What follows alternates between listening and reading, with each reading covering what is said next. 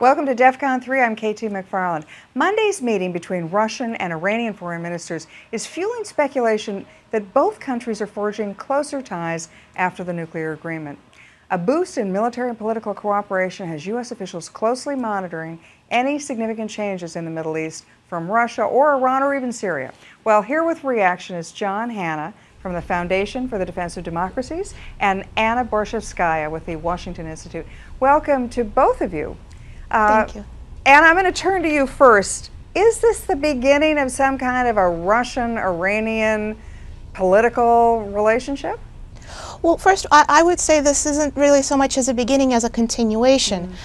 We've seen the warming of Russian-Iranian ties for several years now, and this is simply a natural progression of that. And in fact, Russia for years has been a defender of Iran on the Security Council, has worked to water down the sanctions against Iran, and now that we have a new deal, they're simply profiting from it. John, if you look at the military relationship between the two, Russia was going to sell and is going to deliver the S-300 state-of-the-art air defense system. The Iranian general, Soleimani, who's the most important military guy in Iran, he broke the sanctions and went to Moscow a few weeks ago. Is this now moving into a whole new period of, say, a military relationship, military reliance between the two countries?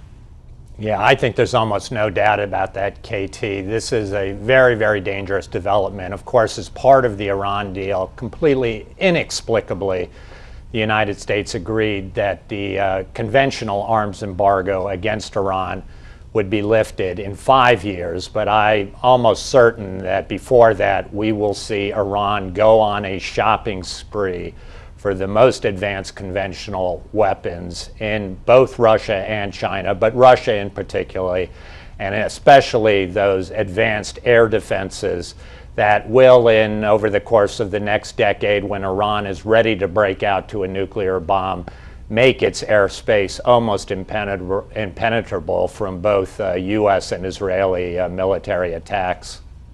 Anna, when the Iran deal was signed, Secretary Kerry said, well, this is going to usher in a whole new era of U.S.-Iranian cooperation in other areas in the Middle East. But what it looks like is that Syria is now becoming front and center, and it's not the United States and Iran talking about it, it's the United States being left out of the game, and Iran and Russia talking about it. Now, are they going to work together to try to prop up the Assad government? Well, I certainly wouldn't exclude that. I mean, for one thing, Russia has been very quick to step into the vacuum on Syria when it came to dealing with Assad.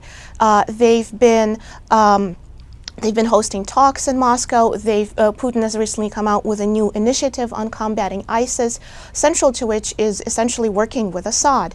And because Russia and Iran agree very much on what to do in Syria, I would say yes, absolutely, we will be able to see a continuation of that.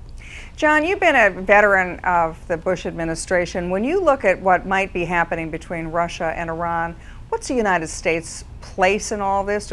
We don't like it, but is there any opportunity there for us that we could exploit?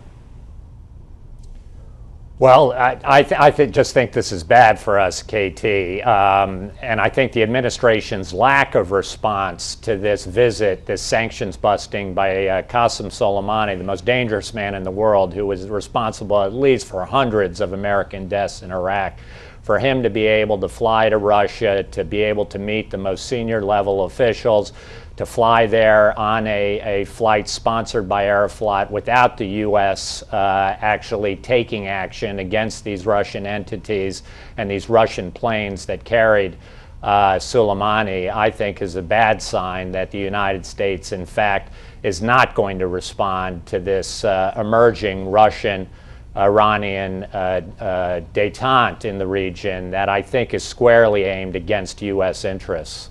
Just when you thought that Iran deal was bad and couldn't get any worse, it sounds like it's getting worse. Well, thanks so much, Hannah and Anna Borshchevskaya. Thanks for having us. Thank you both, and thanks for coming and joining us, the rest of you. If you want more on these developing stories, check out foxnews.com. I'm KT McFarland, and thanks for watching.